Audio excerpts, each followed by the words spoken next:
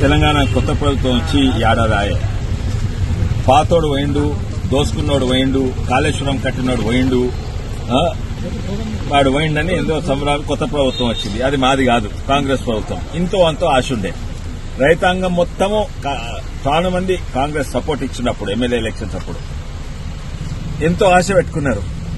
వాళ్ళేమో మీ నుంచి దివాలా తీసిన రాష్ట్రమే 6 గ్యారెంటీలు ఇచ్చిండు, ఒక్క గ్యారెంటీ చక్కగా పెట్టుకుంటలేరు.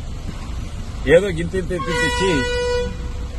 ఇచ్చి గ్యారెంటీలు మేము అమలు చేస్తామని, ముఖ్యంగా రుణమాఫీ ఏమన్నారు రాగానే. ఇప్పుడు డిసెంబర్ అన్నారు, జనవరి అన్నారు, ఫిబ్రవరి అన్నారు, మార్చి, ఇప్పుడైంది ఏడాది అయిపోయాయి, ఇప్పటి వరకు అమలు కాలేదు. నిజంగానే రుణమాఫీ కావాలంటే 40,000 కోట్లు కావాలి. సార్, మీ పోరాటం టీఆర్ఎస్ మీదనా కాంగ్రెస్ పైన రాష్ట్రంలో? మాకెవ్వరితో పోరాటం, మేము ప్రజల పక్షాన ఉన్నాము, మా పార్టీని బలంగా చేసుకుంటూ వస్తూనే ఉన్నాము. వాళ్ళు కొట్లాడుకుంటున్నారు, బూడిదల వారి పొర్లుతున్నారు, ఓవర్ తిట్టుకుంటున్నారు.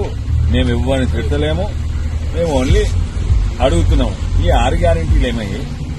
మీరు ఎంతో మందికి 30%, 40% వచ్చింది, సగం కంటే ఎక్కువ మంది రైతులకు రాలేదు.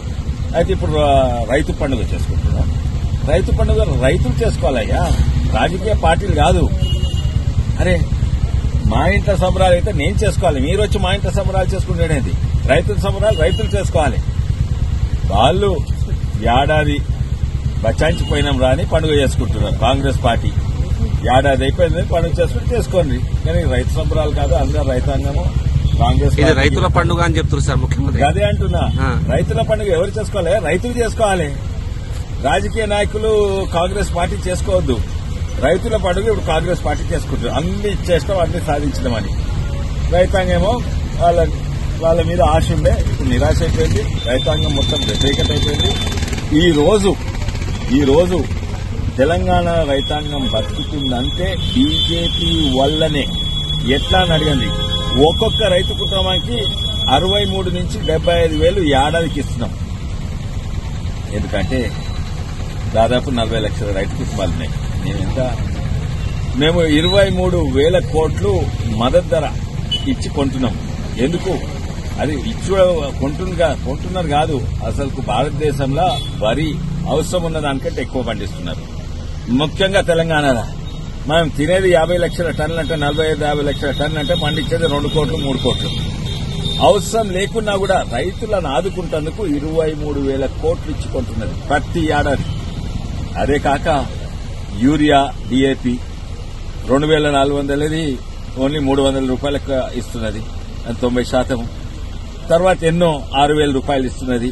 ఇవన్నీ కూడా రైతులు, ఇవన్నీ లెక్క పెడితే ఒక్కొక్క రైతు కుటుంబానికి 63,000 కోట్ల కంటే ఎక్కువ ఇస్తున్నాం.